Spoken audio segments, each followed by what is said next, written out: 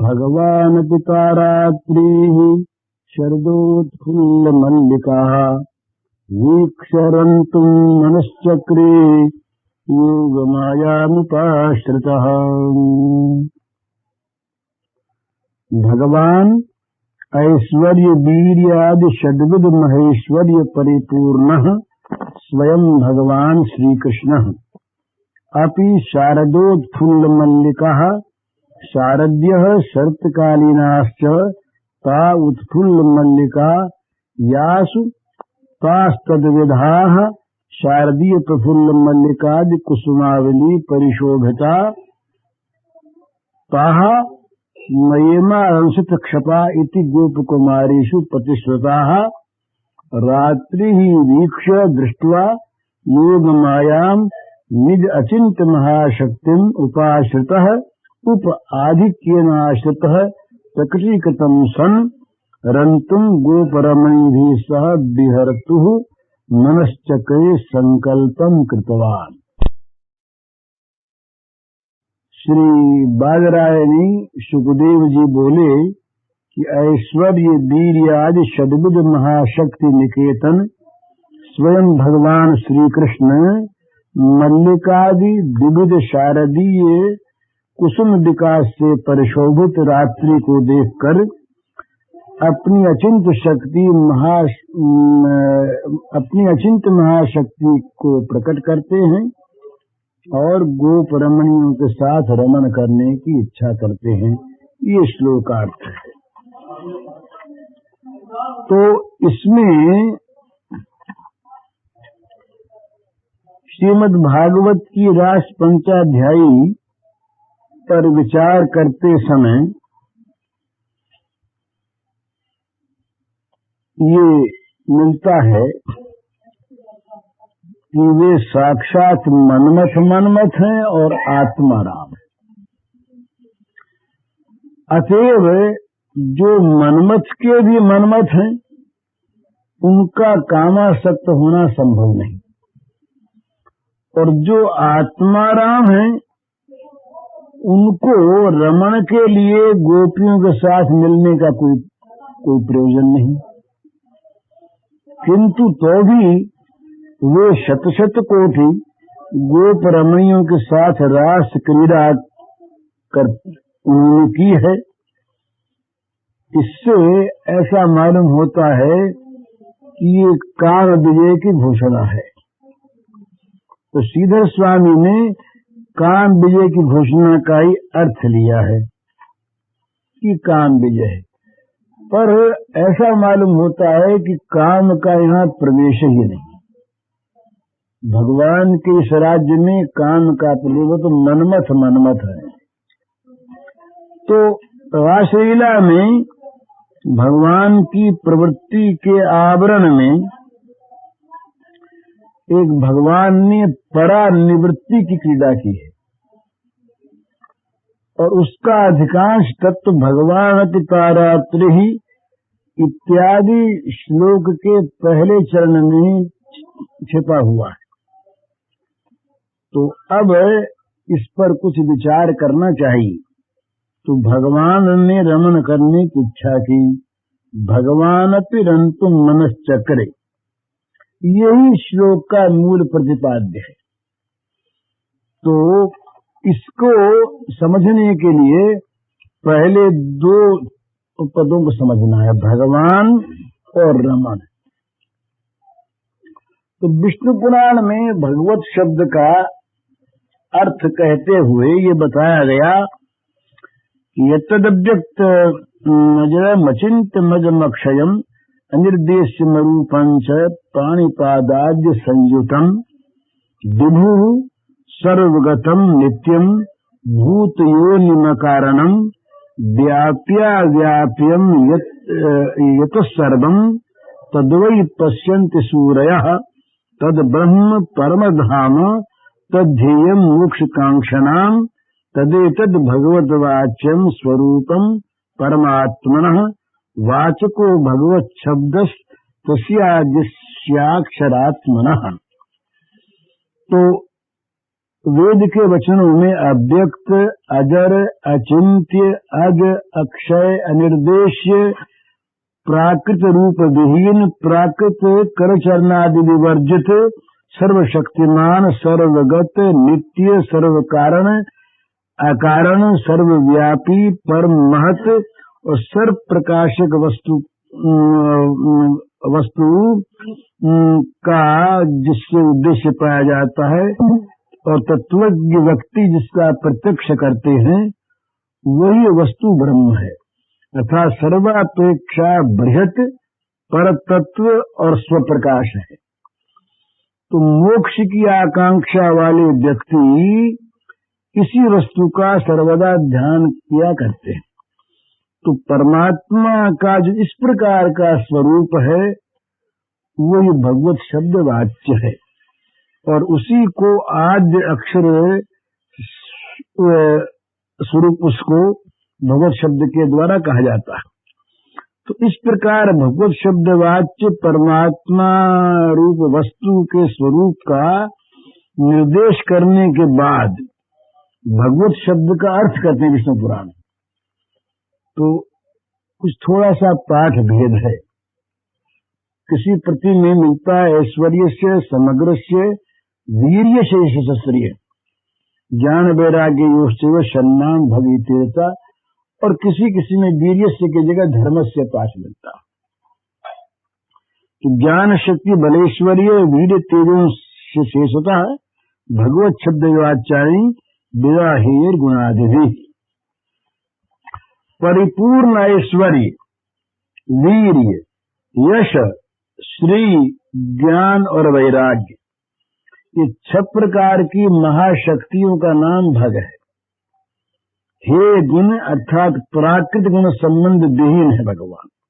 परिपूर्ण ज्ञान, शक्ति, बल, ऐश्वर्य, वीर और तेज ये भगवत शब्द वाच्य है। तो इससे ये समझ में आता है कि ऐश्वर्यादि षड्विध महाशक्ति समन्वित जो सच्चिदानंद घन विग्रह है वो भगवान है। तो उन भगवान में जो सर्ववशीकारित्व शक्ति उसका नाम तो ऐश्वर्य है। सबको वश में कर लेने की जो शक्ति है उसका नाम ऐश्वर्य है। तो भगवान की इस ऐश्वर्य शक्ति के प्राकृत और अप्राकृत सभी प्रकार वस्तुएं अधीन है। वे किसी भी वस्तु के द्वारा किसी भी काम को कर सकते हैं। जगत में ऐसी कोई वस्तु नहीं जो उनकी अधीनता छोड़कर स्वतंत्र भाव से कुछ भी करने में समर्थ हो। ये उनका ऐश्वर्य है। क्षुद्रतम धूलि कण से लेकर और सुमेरु पर्यंत, जल के बिंदु से लेकर समुद्र पर्यंत, श्वास वायु से लेकर प्रलय के तूफान पर्यंत और छोटे से क्षुद्र जीवाणु से लेकर ब्रह्मा पर्यंत, अचेतन अथवा चेतन सारी वस्तुएं ही उनकी ऐश्वर्य शक्ति के द्वारा नियंत्रित है। अब दूसरा श्री भगवान की जो अचिंत्य शक्ति है उसका नाम वीर्य है। तो जगत में भी हम देखते हैं कि मणि मंत्र महौषधि इत्यादि के द्वारा विविध आश्चर्यमय कार्य होते हैं। चंद्रकांत मणि अगर पास हो तो अग्नि की दाहिका शक्ति हट जाती है। इस प्रकार मणियों से, मंत्रों से, औषधियों से काम होते हैं।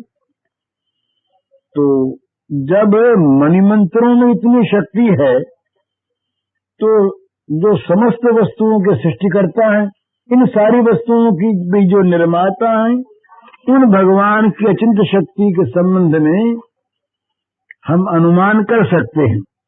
तो भगवान की लीला कथा पर विचार करते समय ये मानना चाहिए कि भगवान अचिंत्य शक्ति हैं।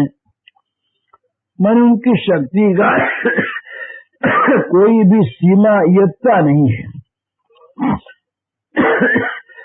श्री कृष्ण की लीला में पूतना वध, शकट भंजन, गोवर्धन धारण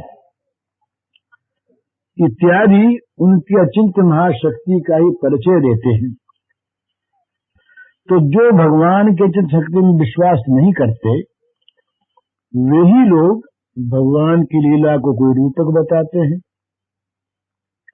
कोई प्रक्षिप्त बताते हैं, पर भगवान की कृपा से और महासौभाग्यवश जिनको भगवान की अचिंत्य शक्ति में विश्वास है, वे ही लोग लीला कथा पर विचार करके परम आनंद सिंधु में निमग्न हो सकते हैं, अविश्वासी लोग नहीं। तो कहते हैं कि अनंत कल्याण गुण समुद्र,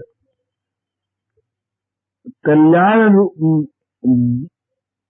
गुण के जो अनंत समुद्र हैं, ऐसे भगवान के कायिक, वाचिक, मानसिक जितने भी लीला कार्य हैं, वो सब के सब जगत के लिए परम कल्याणकारी हैं। उनकी कोई लीला प्रारंभ में देखने पर अहित कर दिखने पर भी परिणाम में कल्याणकारी होती है। श्री भगवान का पूतना, अघासुर इत्यादि का वध दिखता है कि ये दंड विधान है, प्रत्यक्ष, परंतु हुआ क्या? सदा के लिए उनको संसार से मुक्ति प्राप्त हो गई, परम कल्याण हो गया, दिखा उनका वध। उन्हें भी मालूम हुआ कि हमको भगवान ने मारा, परंतु उनका शेष कल्याण हो गया, सदा के लिए मुक्त हो गए। तो भगवान की कोई भी कायिक, वाचिक, मानसिक लीला देखने में चाहे कैसी मालूम हो, वो है कल्याणकारी। ये है भगवान का यश। वो पहले वो आया, ऐश्वर्य आया, वीर्य आया, अब ये ये यश।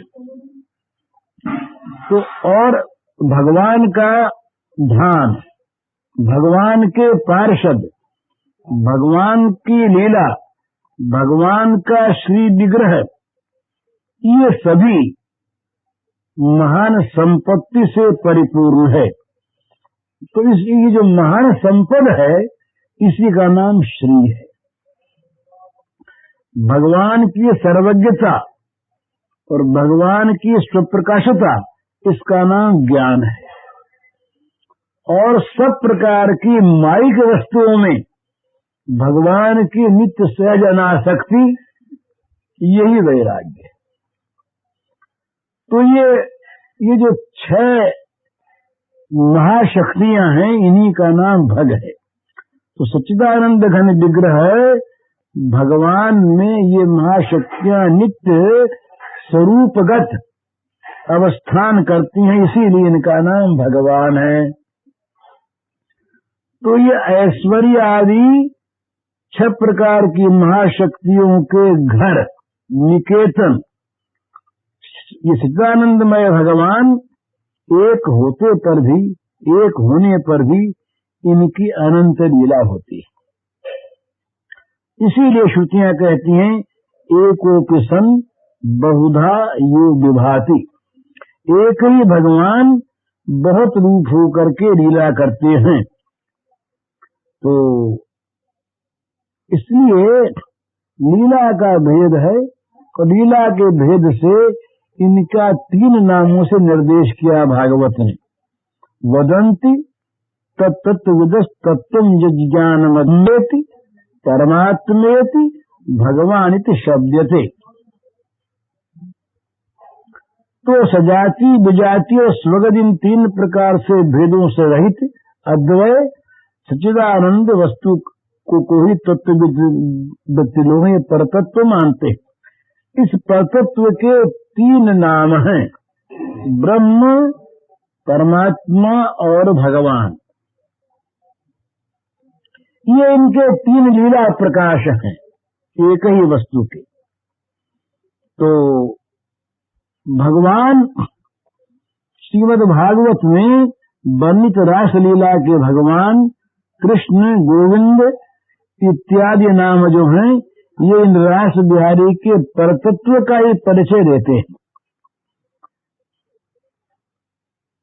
तो इससे जो भगवान की भगवत्ता है वो जाहिर होती है। क्यों कि भगवान ने रमण करने की इच्छा की, ब्रह्म ने रमण करने की इच्छा की, परमात्मा रमण करने की इच्छा की, ये नहीं आया। तो ये भगवान के जो तीन नाम है परात्पर ब्रह्म के, ब्रह्म, परमात्मा और भगवान, पर यहाँ भागवतकार भगवान अपि कहते हैं, तो यहाँ भगवान का वर्णन है, ब्रह्म और परमात्मा का नहीं, एक ही तत्व है। तो ये जो वर्णन है ये ब्रह्म और परमात्मा का नहीं है, भगवान का वर्णन है। श्री कृष्ण, गोविंद इत्यादि नाम जो रास पंचाध्यायी में आते हैं ये भगवान के लिए ही आते हैं। और प्रसंगतः है ये प्रश्न भी है महाराज परीक्षित का, कृष्णम विदु परम कांतम मुत ब्रह्मतया मुने। गोपियों ने श्री कृष्ण को कांत समझ के ही जाना, ब्रह्म रूप में अनुभव नहीं किया। और विशुद्ध अनुराग में ये आवश्यक है कि वहां पर ऐश्वर्य का विकास, प्रकाश नहीं रह सकता। तो भगवान की रासलीला के वर्णन के अंत में सुखदेव ये कहते हैं कि भाई गोपी, गोपियों के पति और समस्त जीवों के अंतर में जो अंतर्यामी रूप से अवस्थित हैं वे ही लीला विग्रह में अवतीर्ण होकर गोपियों को दिखाई दिए और उन्हीं से गोपियों का विविध विहार हुआ। इससे जाना जाता है कि ब्रह्म किंबा परमात्मा के साथ रास क्रीड़ा नामक का स्वरूपतः कोई भेद नहीं है। बस स्वरूपतः भेद न होने पर भी गोपियों को ब्रह्म या परम हुआ। सुतराम इस लीला के साथ ब्रह्म और परमात्मा का कोई संबंध नहीं, एक होने पर भी। ऐश्वर्य वीर्यादि षड्विध महाशक्ति निकेतन जो सच्चिदानंद विग्रह श्री भगवान है वो इस लीला के नायक हैं। लीला में नायक होना चाहिए। तो भगवान ने रमण करने की इच्छा की, भगवान अपि रंतु मनश्चक्रे। इस श्लोकांश के द्वारा कोई ये अर्थ करे कि ब्रह्म किंबा परमात्मा का जीव चैतन्य के साथ मिलन है और उसका ये वर्णन रासलीला का, तो कहते हैं कि ये तात्पर्य ठीक नहीं समझा गया। तो ये भगवान का वर्णन है। श्री भगवान स्वरूपतः भगवान की बात है। श्री भगवान स्वरूपतः एक होने पर भी ब्रह्म परमात्मा की बात तो आ गई। अब भगवान के अलग अलग भेद हैं। श्री भगवान स्वरूपतः एक होने पर भी एकमेवा द्वितीयम सिद्धांत है। उनकी लीला की अनंतता से उनके श्री विग्रहों की लीला की अनंतता सब शास्त्र सिद्ध है। मत्स्य, कूर्म, बाराह, नृसिंह, राम, नारायण आदि जो अनंत मूर्तियां हैं ये भगवान की ही मूर्तियां हैं और ये अनंत लीला करते हैं। तो रासलीला उन अनंत लीलाओं में अन्यतम लीला है और इसमें नव किशोर नटवर श्याम सुंदर श्री कृष्ण की मूर्ति में ही इन अनंत मूर्तियों में अन्यतम है।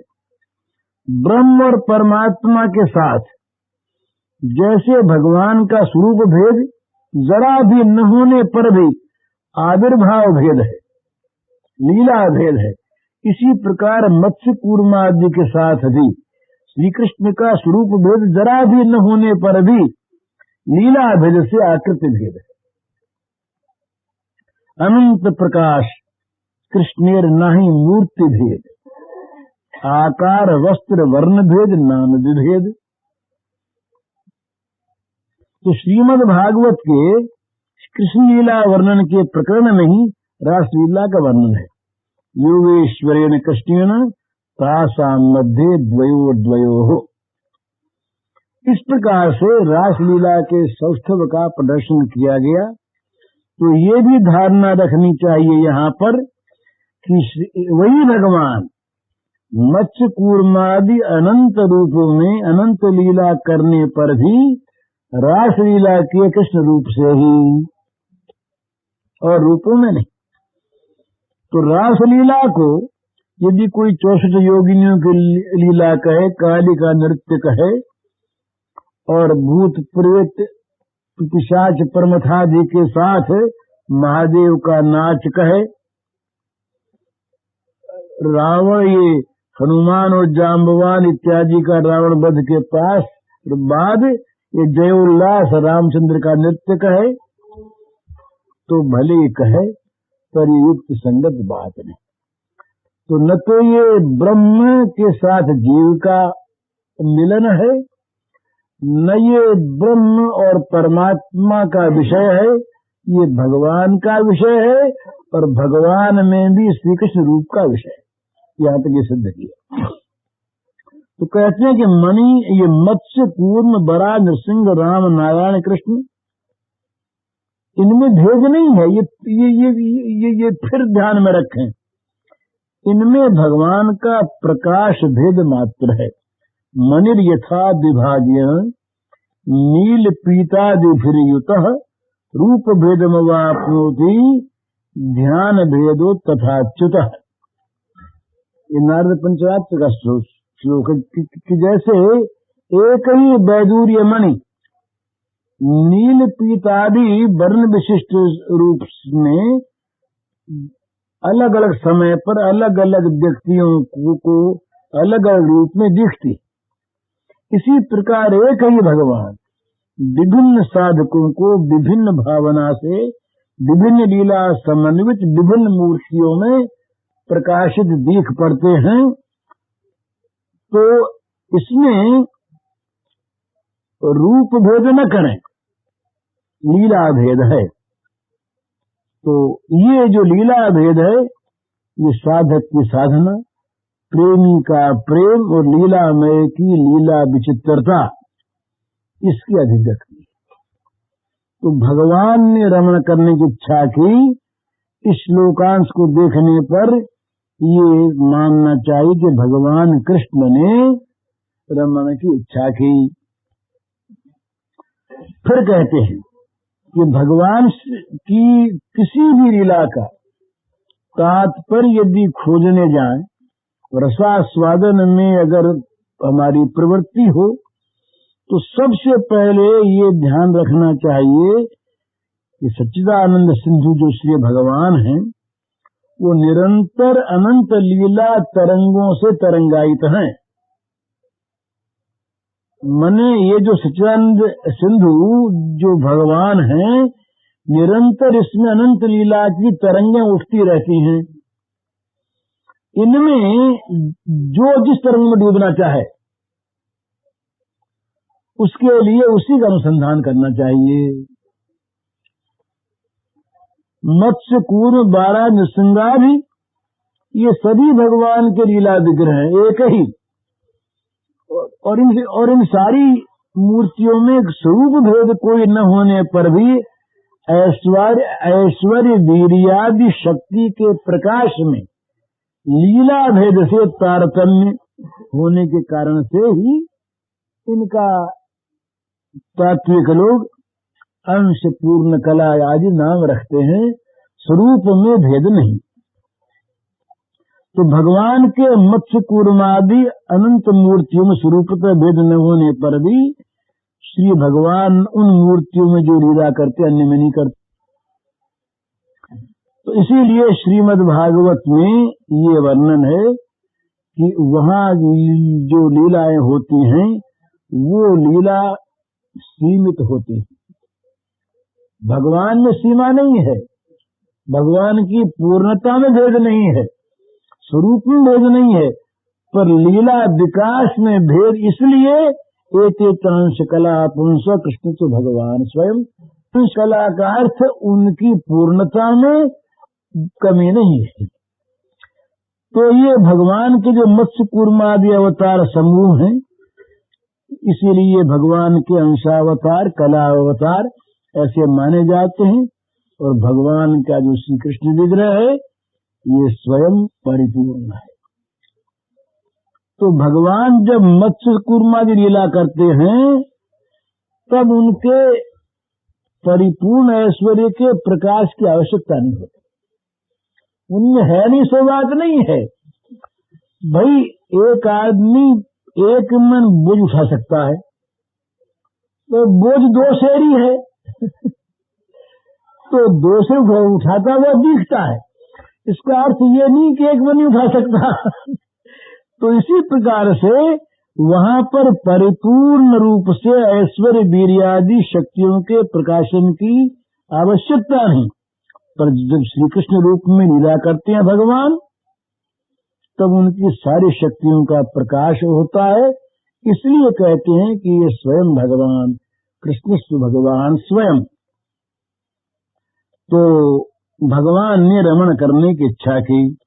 भगवान अपनी रंतु मनश्चक्रे, इस पर अगर निरपेक्ष भाव से समालोचना की जाए तो ये बात ठीक ध्यान में आती है कि लीला प्रकरण भगवान की अनंत मूर्तियों के तारतम्य से ये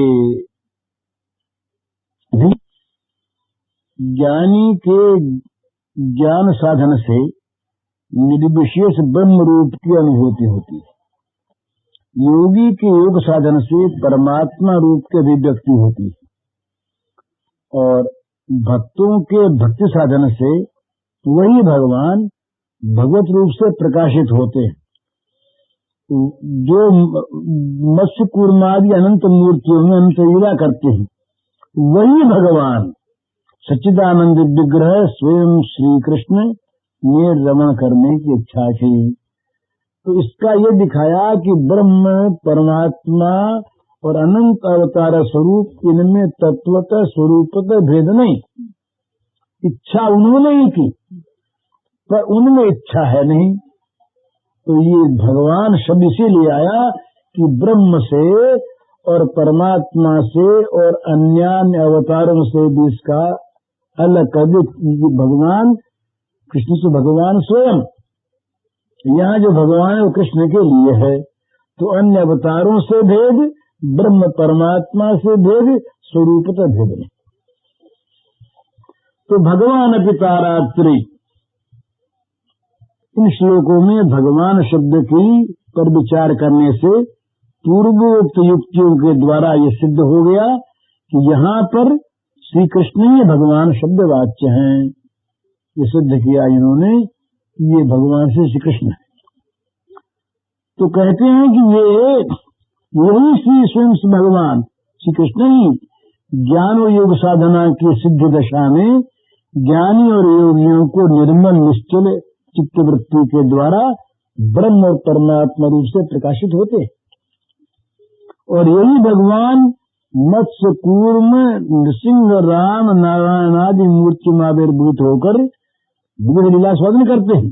तथापि सर्वलीला मुकुटमणि रास लीला ये उनकी कृष्ण मूर्ति में अनुष्ठित होती है और मूर्तियों में नहीं।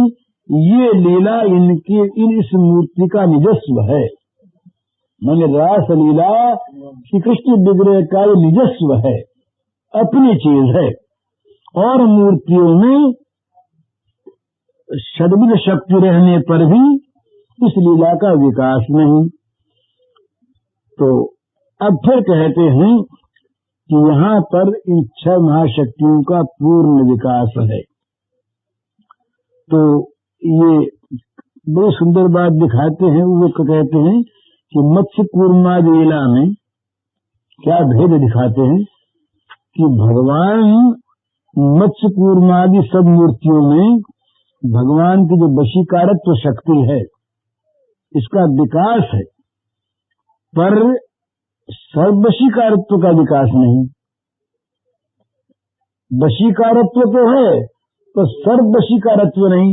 तो सर्ववशीकारत्व क्यों नहीं, क्या भेद रह गया?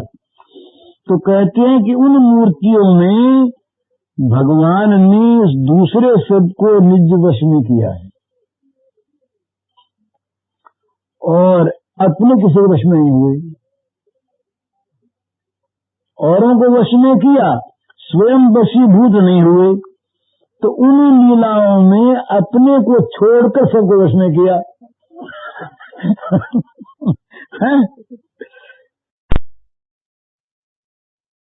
एकमात्र कृष्ण लीला में ही ये ऐसा हुआ। माँ यशोदा के बंधन में बद्ध होकर दामोदर नाम से प्रसिद्ध इसी अवतार में हुए, कहीं नहीं हुए।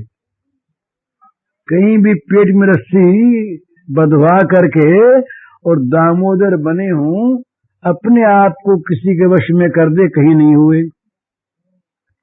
और खेल ही खेल में एक दिन के बाद सो इनमें आपस में होड़ लगी कि भाई जो हारे वो घोड़ा बने। तो इनको हरावे कौन? भाई तो यहाँ पर सर्ववशीकारत्व शक्ति का विकास है। अपने अगर वश में न हो तो कहीं रहे, तो हार गए तो श्रीराम ने इनको घोड़ा बनाया, कहा घोड़े बनो। तो श्रीराम के घोड़े बने, श्रीराम इन पर सवार हो गए और ले गए वंशी बट तक। और इसी अवतार में मानिनी श्री राधा के चरणों की साधना की, देहि में पद पल्लव मुदारम। तो अतएव भगवान ने इस प्रकार आत्म पर्यंत अपने आप को सब वशीकारत्व शक्ति के द्वारा वश में किया हो, या और कहीं नहीं किया, यही किया। तो और ये चीज बड़ी कठिन, वो कहते हैं कि विचार करने पर मालूम होता है कि दूसरे को वश में रखने की अपेक्षा अपने को वश में कराना कठिन है। ये कोई अच्छा विद्वान बुद्धिमान बलवान आदमी ये कभी कर नहीं सकता कि अपने को वश में करा दे। शक्तिमान व्यक्ति मात्र ही हीन शक्ति को अपने वश में तो करना चाहता, अपने से कम शक्ति वाले को अपने वश में तो करना चाहता और कर सकता है, परंतु स्वयं शक्तिमान होकर भी जो शक्तिहीन व्यक्ति के वश में हो जाए, ऐसे एक श्री कृष्ण नहीं है। श्रीदामा में कौन शक्ति, यशोदा में क्या शक्ति, राधिका में क्या शक्ति, सारी शक्ति तो इनकी, पर उनके वश में हो गए। ये सर्ववशीकारत्व ऐश्वर्य का प्रकाश श्री कृष्ण में हुआ और कहीं हुआ नहीं। कृष्ण सच्चिदानंद विग्रह, तो ये भगवान जो हैं और सब तो ईश्वर हैं, ये परम ईश्वर है, ईश्वर परम कृष्ण। क्यों कि इसमें ये अपने को भी दूसरों के वश में रखने में समर्थ है। ये सामर्थ्य है, अपने को दूसरों के वश में कर दे शक्तिमान, ये उस शक्तिमान के बड़ी सामर्थ्य है, मामूली बात नहीं। तो श्री कृष्ण लीला में अब कहते हैं कि जैसे परिपूर्ण ऐश्वर्य का विकास है, इसी प्रकार अचिंत महाशक्ति वीर्य का भी पूर्ण विकास है। वो कैसे? तो कृष्ण लीला में पूतना का वध किया, तो भाई रामलीला में भी तो राक्षसी ताड़का का वध किया, एक सी बात? बोले नहीं, राक्षसी दो का वध किया, ये तो एक सी बात, पर वध करने की प्रक्रिया में स्थिति में भेद है। रामचंद्र कृष्ण में भेद नहीं, पर भगवान राम ने विश्वामित्र के पास पहले महान प्रभाव वाले अस्त्रों की शिक्षा ग्रहण की। जब विश्वामित्र ले गए तो पहले राम को अस्त्र दान दिए और उसके बाद ब्रह्म तेज संपन्न शस्त्र के द्वारा उन्होंने ताड़का का विनाश किया। शस्त्र के द्वारा, ब्रह्म शस्त्र के द्वारा ताड़का को मारा। कि तो पूतना के मारने में कौन सा अस्त्र हाथ में लिया भगवान ने? हैं? स्तन पाई, 6 दिन के बच्चे स्तन पीने वाले उस शिशु मूर्ति में स्तन्यपान करते करते घोराकृति पूतना राक्षसी का प्राण संहार कर दिया। इस वीर्य का प्रकाश कहाँ हुआ और बचपन में? और बोले गोवर्धन धारण ये अचिंत शक्ति का ही वैभव है। बोले भाई कूर मूर्ति में भी तो पृथ्वी को धारण किया था। बोले भेद। कूर मूर्ति में मंदर पहाड़ को धारण किया पीठ पर, तो वहां पीठ को सरोजन विस्तार वाली बनाया। पहले सरोजन विस्तार वाली कूर्म की पीठ बनी, तब उस पर ये मंदराचल का धारण हुआ पाया। पर यहाँ तो बाई इस छोटी अंगुली पर, कनिष्ठिका पर यूं उठा लिया। ये वीर्य का प्रकाश और कहीं हुआ तो बताओ। और उस समय 7 वर्ष के बालक थे और केवल मंदराचल को उठाया तो वहां तो नीचे भी समुद्र रहा। यहाँ तो अंगुली पर उठाया और उसके नीचे तमाम ब्रजवासियों की रक्षा की। ये नहीं कहीं हिल जाए किसी के लगू, अंगुली पर तो उठाया, पीठ में बनाई नहीं उतनी, और तमाम ब्रजवासियों को उसके नीचे खड़ा कर दिया। तो गोप गोपी सब की रक्षा की। अतएव श्री कृष्ण लीला के समान अचिंत वीर्य का, शक्ति का प्रकाश भी और कहीं नहीं। किसी प्रकार यश का, श्री का, ज्ञान का, वैराग्य का पूर्णतम प्रकाश इसमें। भगवान की सभी लीलाओं में यश है, सद्गुण की ख्याति है, इसमें कोई संदेह नहीं, पर परिपूर्णता नहीं। भगवान राम ने, नृसिंह ने लीलाओं में असुरों का विनाश किया, परंतु उनकी किसी लीला में भी उनकी मुक्ति नहीं हुई असुरों की। जय विजय जो थे ये हिरण्यकश्यपु हिरण्याक्ष बने, फिर रावण कुंभकर्ण बने, तो मारा उनको, विनाश किया, पर वहां उनकी मुक्ति थोड़ी हुई। जब शिशुपाल दंतवक्त्र बने इन्होंने मारा तो मुक्ति हुई।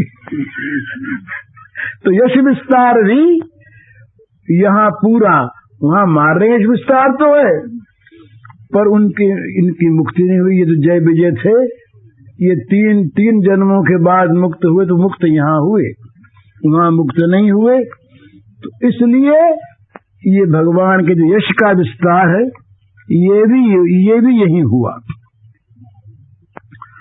क्यों कि मृत्यु काल में यदि भगवान की भगवत्ता पूर्ण रूप से जागृत हो जाए तो मुक्ति हो न रहती नहीं। तो हिरण्यकश्यपु ने जब नृसिंह भगवान के द्वारा वो मारा गया तब भी उसमें भगवत बुद्धि नहीं थी। हिरण्याक्ष में भगवत बुद्धि नहीं थी भगवान के द्वारा मारे जाने के समय, और रावण में भगवत बुद्धि होती। रावण के भी संदेह था नर है कि ईश्वर है, पर शिशुपाल आदि की भगवत अनुभूति से सिद्ध है कि उनकी मुक्ति हो गई। तो भगवान से उसका द्वेष था, पर उसकी मुक्ति हो गई।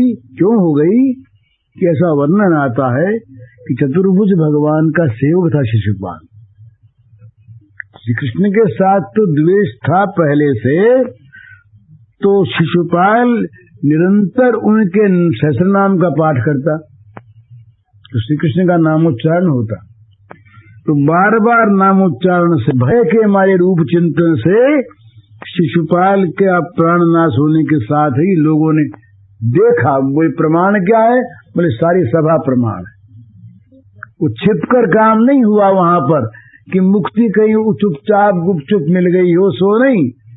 तेज निकला, सभा सबने देखा और वो तेज भगवान के में प्रवेश कर गया। तो ऐसा हिरण्यकशिपु के उसमें नहीं हुआ। तो इसलिए इनके यश का विस्तार भी जितना यहाँ वहां और कोई नहीं। इसी प्रकार से कूर्मादि मूर्तियों में भी श्री है, अर्थात सर्व संपत्ति है, पर वहां की सर्व संपत्ति में पूर्ण विकास नहीं। श्री कांता कांत परम पुरुष कल्पतर्वो द्रुमा भूमिश्चिंता मणिगणमयी तोयमृतम कथा गानम नाट्यम गमनमपि वंशी प्रिय सखी चिदानंदम ज्योति परमपि च तदा स्वाद्यमपि च। भगवान श्री कृष्ण ने जब वृंदावन में लीला की, उस समय उनका जो वैभव प्रकाश हुआ संपत्ति का, वो कहा नहीं जाता। इस लीला में महालक्ष्मियां तो उनकी कांता, परम पुरुष श्री कृष्ण उनके कांत, वृंदावन के सारे वृक्ष कल्प वृक्ष, वृंदावन की भूमि चिंतामणि स्वरूप, वृंदावन के जल के सरोवर वो सारे अमृत, संगीत है वृंदावन की बातचीत, सब गाने में बोलते वहां पर, प्रत्येक के बोलने में राग निकलती। और वृंदावन का नृत्य ही गमन है, मन नाच रहे हैं प्रत्येक आदमी। और वृंदावन की जगन मोहिनी वंशी श्री कृष्ण की प्रिय सखी, वहां के चंद्र सूर्य आदि और रूपरस शब्द स्पर्शादि सारे के सारे सच्चिदानंदमय। तो कृष्ण लीला के सिवा ऐसी निर्वचनीय संपत्ति का प्रकाश कहाँ हुआ? तो ये भगवान के ऐश्वर्य बीजादि शक्ति संपत्ति के अंदर ये महाशक्ति है। तो श्री शक्ति का अब होता है स्वरूप, रूप, सौंदर्य। तो कहते हैं श्री कृष्ण का जो रूप है ये परिपूर्ण भाव से प्रकट है। भगवान ने सारी मूर्तियों में लीला की, सभी बड़ी सुंदर, पर कृष्ण मूर्ति जो है ये तो सर्व मनोरम है। यद्यपि प्रहलाद ने भगवान नृसिंह में भी सौंदर्य देखा, इसमें संदेह नहीं, परंतु श्री कृष्ण में उसमें अंतर, क्योंकि वो सौंदर्य सबको नहीं दिखाई दिया। ब्रह्मा डर गए, लक्ष्मी डर गई, देवता डर गए, ऋषि मुनि तत्वज्ञ डर गए। प्रहलाद को सौंदर्य दिखा, पर श्री कृष्ण की मूर्ति जो है ये सुरासुर चित्त चमत्कारिणी है। और यहाँ तक कि अपने आप को मोहित कर लेते, अपने रूप को कहीं दर्पण में देख लेते ये तो मोहित हो जाते अपने रूप पर आप। तो ये सर्व विस्मापनी, आत्म विस्मापनी भगवान की मूर्ति, यन्मर्त्य लीलोपवीकम स्वयोग माया बलम दर्शयता गृहीतम विस्मापन स्वस्य च सौभगर्दे परम पदम भूषण भूषणांगम। भगवान श्री कृष्ण की मूर्ति नरलीला के अनुरूप और चित्त शक्ति वैभव के प्रकाश के लिए गृहीत, अपने आप को मुह देने वाली सौभाग्य संपत्ति से युक्त ये भूषण की भी भूषण स्वरूप, गहनों को भी की सजा दे। माने दूसरी मूर्तियां जो हैं बाढ़ के उपकरणों से सज्जित होती, बोले ऐसा कपड़ा पहनाओ, ऐसा गहना पहनाओ। एक दिन ये आया है कि यशोदा मैया गहने पहनाने लगी, कपड़े पहनाने लगी, पहनावे उतार दे, पहनावे उतार दे, पहनावे उतार दे। तो सखियों ने कहा मैया पगली हो गई क्या तू आज? ये पहनाती है फिर उतारती, पहनाती फिर खोलती, क्या बात? तो बोले क्या करूं, ये तो नहीं पहनाती हूं तो सुंदर दिखता है और पहनाने पर सुंदरता घट जाती है इसकी। तो कपड़े गहने पहना करके तो इसकी सुंदरता को मैं घटा रही हूं ऐसा मालूम होता है। तो बोले मैया इसके पहनाने से ये कपड़े तो चाह बढ़िए तो ठीक, ये गहनों का तो गहना है, ये भूषण का भूषण है, अलंकार का अलंकार है, शोभा की शोभा है, पर इससे किसी को शोभा हो जाए ये ऐसा नहीं। तो कहते हैं कि ऐसा सौंदर्य, ऐसी श्री किसको प्राप्त हुई? किसी को नहीं हुई। तो कहते तो संति भूयि निरूपाणि मम पूर्णानि षड्गुणैहि भवेयुस्तानि तुल्यानि न मया गोप रूपेण। ये भगवान ने स्वयं कहा ब्रह्मांड पुराण में कि ऐश्वर्य वीर्यादि षड्विध संपत्ति से परिपूर्ण मेरी अनंत मूर्तियां में सब में लीला करता हूं, लेकिन मेरा जो ये गोप रूप है, कृष्ण रूप, इसकी तुलना कहीं नहीं होती। तो चरितम कृष्ण देवस्य सर्वमेवाद्भुतम भवेत गोपाल लीला तत्रापि सर्वतोति मनोहरा। ये पद्म पुराण में है कि भगवान श्री कृष्ण किसी प्रकार से कोई भी लीला क्यों न करें, वो परम अद्भुत है, परम मनोहर है। उनका चलना भी, खेलना भी, खाना भी, सोना भी मनोहर। तो और उनकी जो एक गोपाल लीला है ये तो जैसी मनोरम है और जैसी अद्भुत है ऐसी कोई लीला है ही नहीं। तो इस प्रकार शास्त्र वचनों से ये बात सिद्ध होती है कि भगवान की नाना मूर्तियों में मत्स्य कूर्म नृसिंह आदि में महाशक्ति परिपूर्ण स्वरूपगत सम होने पर भी कृष्ण मूर्ति में पूर्णता का विकास है, इसलिए कृष्ण भगवान स्वयं। तो इसमें ज्ञान वैराग्य का भी पूर्ण प्रकाश, भगवान की सर्वज्ञता, स्वप्रकाशता और स्वप्रयोजनीयता, इसको कहते हैं ज्ञान शक्ति। तो ज्ञान से साधारणतः हम लोग समझते हैं कि किसी वस्तु विषय जो चित्तवृत्ति हो जाए इसका नाम ज्ञान, किंतु सत्यम ज्ञानम अनंतम ब्रह्म, ये जो श्रुति है तो ये कोई वस्तु विषय चित्तवृत्ति नहीं है। जब वस्तु की सृष्टि नहीं हुई तब भी भगवान का स्वरूप भूत जो ज्ञान था ये भगवान का स्वरूप था ही। तो भगवान की जो सर्वज्ञता शक्ति है ज्ञान, ये भगवान की संपत्ति है, इसमें कोई संदेह नहीं, किंतु इसका विकास श्री कृष्ण में जैसा था वैसा और कहीं नहीं हुआ किसी लीला में। ये 6 दिन के थे बच्चे, यशोदा मैया के प्रसवागार में, सूतिका घर में एक कोमल सैया पर सीधे सो रहे थे, सीधे पड़े थे ऐसे उत्तान, और वात्सल्य सा स्वादन माँ यशोदा देख देख करके 6 दिन के बच्चे को वात्सल्य का स्वादन कर रही थी, राजी हो रही थी, मुग्ध हो रही थी। इतने में पूतना आई। तो पूतना के आते ही वो मुग्ध बालकोचित अज्ञान की आड़ में उनका स्वप्रकाश ज्ञान प्रकट हो गया। 6 दिन के बच्चे, विबुद्धिताम बालक मारिका ग्रहम चराचरात्मा सनिमीलिते क्षणः।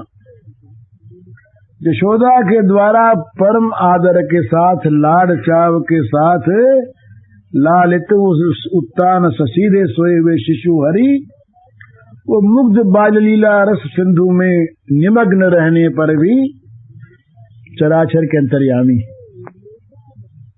इसलिए बालघात्री पूतना का आना उनसे अज्ञात नहीं रहा, और वे इसीलिए उन्होंने बोले इस दुर्जन का मुंह नहीं देखना, तो आंख में चली भगवान। तो मुग्ध गोपाल बालक रूपी सर्वज्ञ भगवान की लीला के अनुसार तो वहां पर अज्ञता थी।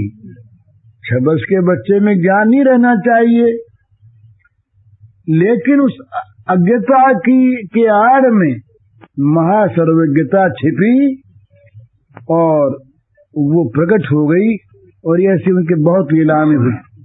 ब्रह्मा ये 2 चीज साथ चली, एक तरफ लीला की अज्ञता और एक तरफ स्वरूप की सर्वज्ञता। ब्रह्मा जी आए और ब्रह्मा जी ने श्री कृष्ण की बाल लीला का माधुर्य आस्वादन करने के लोभ से उन पर दोष नहीं दिया। ब्रह्मा जी का जो ये बच्चों को बछड़ों को चुरा के ले जाना, इनको मोहित करना, ये ब्रह्मा जी के लीला रसास्वादन की इच्छा थी। और देखें तो वहां पर भगवान पहले तो ढूंढने गए, वन में ढूंढ, यहां ढूंढा, वहां ढूंढा, वहां ढूंढा, अज्ञता। और उसके बाद कदम कृष्ण सहसा वजगाम, तुरंत ही उनके ये बात ध्यान में आ गई, स्फूर्त सर्वज्ञता का विकास हो गया कि ये सारा काम ब्रह्मा का है, जान गए। तो ये किस बच्चे में, किस बाल लीला में ये सर्वज्ञता प्रकट हुई, किसी अवतार में नहीं हुई। तो ये एक दिग्दर्शन के लिए 2 चीज बताई है, इनके तो ऐसी बहुत बहुत हुई। तो और फिर ये कृष्ण लीला में विशेष बात और जो मत्स्य कूर्मादि में नहीं हुई कि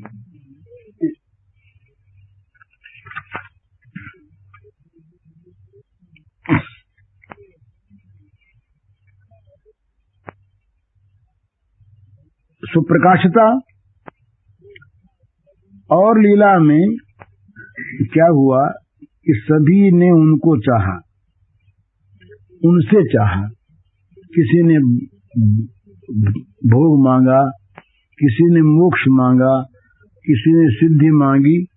तो इस लीला में विचित्रता, ब्रज की के गोप, ब्रज की गायें, ब्रज की गोपियां, इनकी लीलाओं को देखने से ये मालूम होता है कि सभी श्री कृष्ण की सेवा के लिए लायक है। ये विशुद्ध अनुराग में मांगते नहीं, सब देने को लायक है।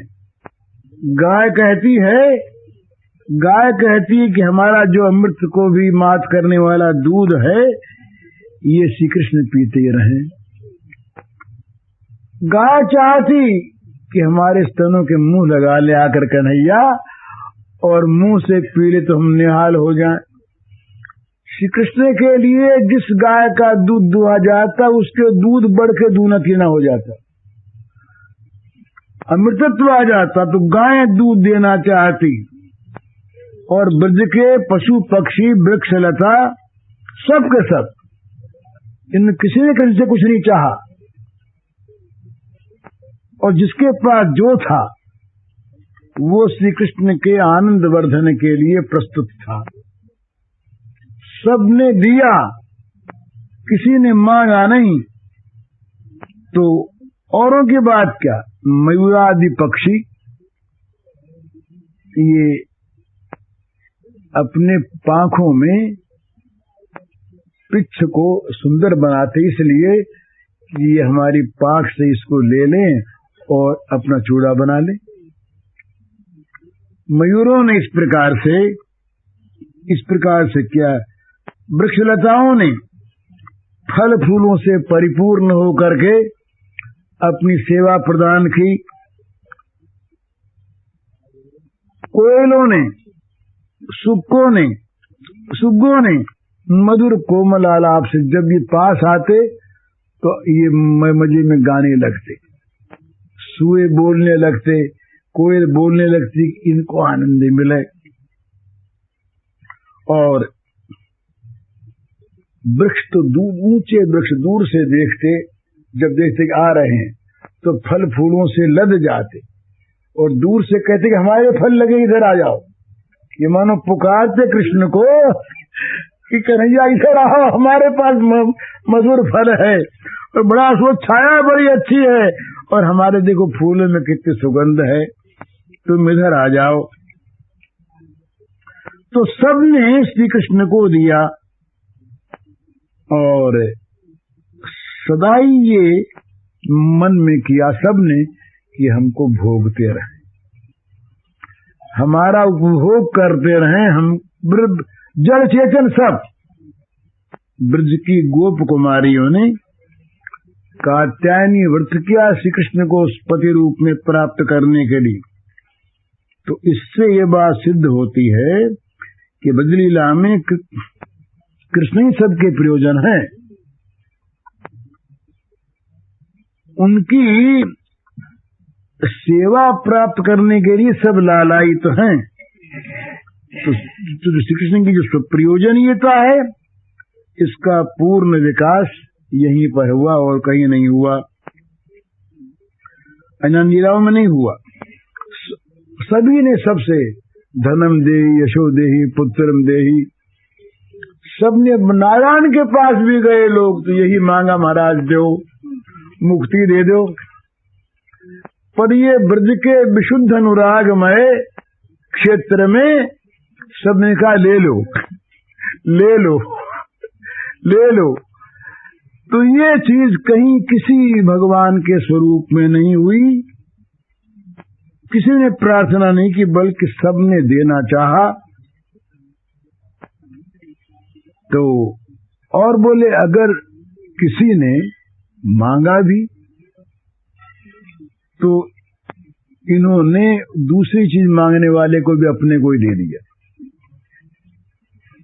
तो कृष्ण लीला की सर्वज्ञता, स्वप्रकाशता, स्वप्रयोजनीयता, इस तीन प्रकार की ज्ञान शक्ति का पूर्ण विकास यहीं पर हुआ और कहीं नहीं हुआ।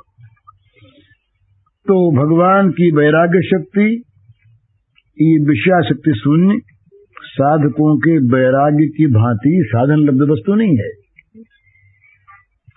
ये भगवान का जो स्वाभाविक निर्लिप्तता है, इसे भगवान ने गीता में कहा, मत्सानि सर्वभूतानि न चाहम तेषु वस्थित। हम उनमें नहीं, हम उनमें लिप्त नहीं है, वो हमारे में है। तो इस प्रकार से ये सबके सब प्रकार से पूर्ण रूप से आकर्षक होकर के प्रकट, या और कहीं नहीं। तो फिर कहते हैं कि भगवान ने पुरुषावतार में प्रकृति का ईक्षण किया, प्रकृति की ओर देखा और उससे विश्व की सृष्टि हो गई। यद्यपि प्रकृति के साथ भगवान का संबंध नहीं है, पर कम से कम संबंध ईक्षण का तो है। प्रकृति को देखा और भूमि का भार हरण करने के लिए अवतीर्ण भगवान ने में भूभार हरण कार्य के साथ कोई बाध्य बाधकता न होने पर भी इसमें जगत की किंचित गंध तो थी ही ना। पर श्री कृष्ण के अवतार में, श्री कृष्ण के इस स्वरूप में माया की और मायिक जगत की कोई गंध भी नहीं। ये इनका ये प्रपंचानुकरण में प्रपंचातीत लीला थी। तो इसको देख करके प्रपंची लोग भले ही प्रपंच मान लें इनमें, पर ये संपूर्ण रूप से माया संबंध गंध लेश विहीन, माया संबंध गंध लेश विहीन थे। माया के संबंध की गंध का भी लेश नहीं था। इसीलिए ब्रह्मा जी ने कहा, प्रपंचम निष्प्रपंचोपि विलंबयसि भूतले प्रपन्न जनतानंदो संदोहम पठितुम प्रभु। हे भगवान, आप प्रपंचातीत हो करके भी आपके चरणों में जो एकांत प्रपन्न हैं प्रेमवान भक्त, उनके आनंद वर्धन करने के लिए आप प्रपंच का अनुकरण करके अप्रापंचिक लीला किया करते हैं। इसलिए श्री कृष्ण की लीला में संपूर्ण वैराग्य शक्ति का भी विकास है। तो ये कहते हैं कि भगवान जो हैं ये वृंदावन में गोप गोपियों के साथ प्रेम संबंध में आबद्ध और संपूर्ण रूप से उसके वशीभूत होकर के भी जब चले गए छोड़कर के मथुरा, फिर याद भी किया क्या? तो राग हो तो याद की बिना रहा जाए क्या? तो इसलिए ये बिल्कुल निर्लिप्त और देखा ही नहीं। और द्वारका लीला में असंख्य पुत्र पौत्र 16,100 रानियां, उनके एक एक के 10-10 बेटे, उन 10-10 के फिर 10-10 बेटे, उन 10-10 के फिर 10-10 बेटे। समझे? तो हिसाब लगाओ तो लाखों करोड़ों की संख्या पहुंच गई। उन सबको लीला में एक ही दिन मरवा दिया, एक ही दिन मरवा दिया और हंसते रहे आप। भला कोई भी ऐसा किया कि आज तक किसी ने बताया? तो भगवान की सारी लीला में ये बात दिखती कहीं आ सकती है ही नहीं।